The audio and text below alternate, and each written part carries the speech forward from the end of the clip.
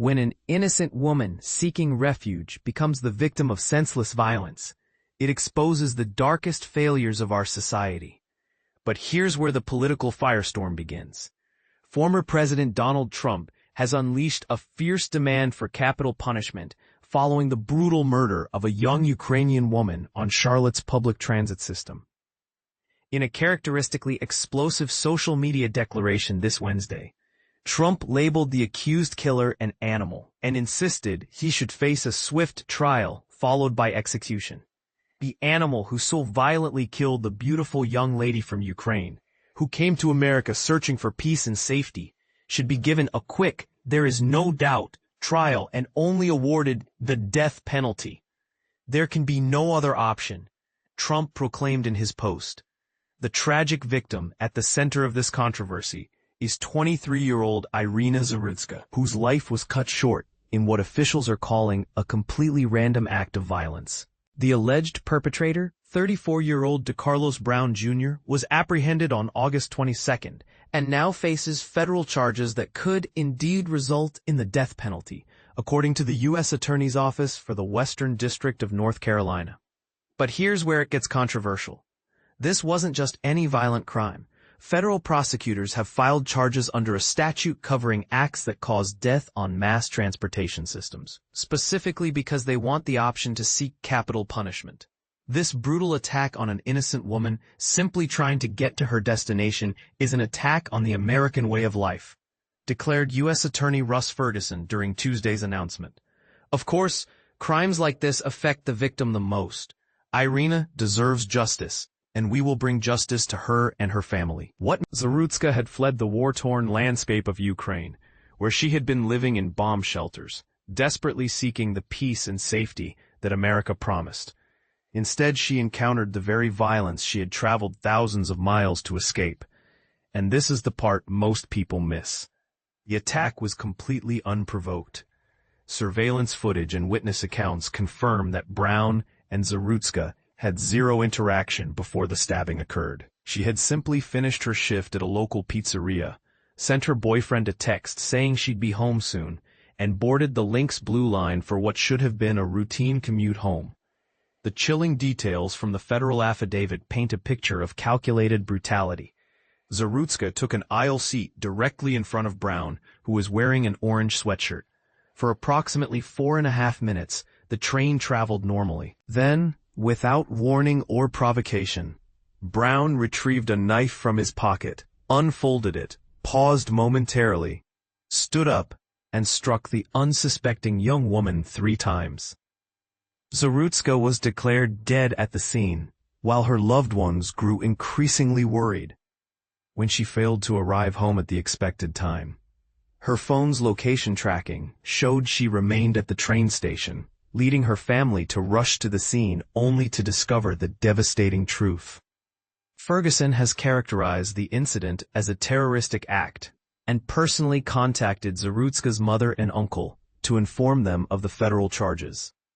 The prosecutor noted that the family is suffering like any of us would be, a statement that barely captures the magnitude of their loss. The victim's family released a powerful statement expressing their grief while highlighting broader systemic issues. Iryna came here to find peace and safety, and instead her life was stolen from her in the most horrific way. No family should have to go through this. They're demanding comprehensive investigations into the circumstances that allowed this tragedy to occur. But here's where the controversy deepens. Where was the security? The Charlotte Area Transit System, CATS, confirmed to ABC News that no security personnel were present on the train during the attack. Their defense? Security teams patrol the system, but aren't stationed in one area. Many are asking whether this mobile security approach is adequate for protecting vulnerable passengers. The political response has been swift and pointed. Charlotte Mayor Vi Lyles announced immediate security increases for commuter trains, following the public outcry sparked by the attack video's release.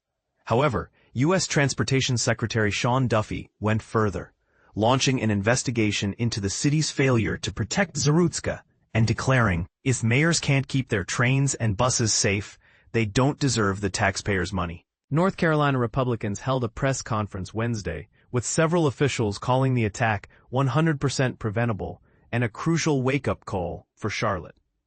Adil Ali, chairman for the state's 12th congressional district, emphasized Iryna's death did not have to happen. And this is where the story becomes even more infuriating. Brown's extensive criminal history. The 34-year-old suspect has faced charges 14 times previously, including a 5-year prison sentence beginning in 2015 for armed robbery. His record includes multiple larceny and breaking and entering charges, with his most recent arrest occurring just this past January. Despite this pattern, he remained free on the streets leading up to this fatal attack. FBI Special Agent James Barnacle Jr. confirmed that Brown was still on the streets despite his lengthy criminal record, a fact that's raising serious questions about the justice system's ability to protect innocent people from repeat offenders.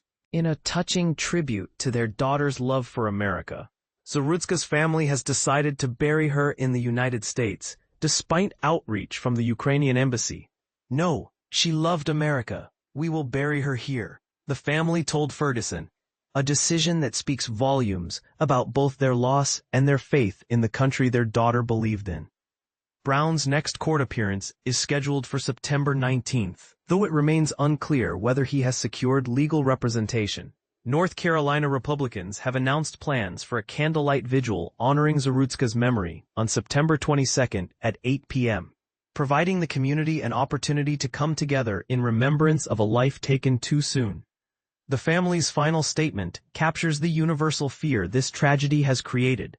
This could have been anyone riding the light rail that night. We are committed to making sure this never happens again. Now here's the question that's dividing public opinion. Should Trump's call for swift execution be taken seriously, or does it represent dangerous rhetoric that undermines due process? Some argue that heinous crimes like this deserve the ultimate punishment, while others worry about the precedent of political figures demanding specific sentences before trials conclude. What do you think? Does this case warrant the death penalty? Or should we focus on the systemic failures that allowed a repeat offender to remain free? Should public transit systems be required to maintain constant security presence, or is that an unrealistic expectation? Share your thoughts. This conversation affects every person who relies on public transportation for their daily safety.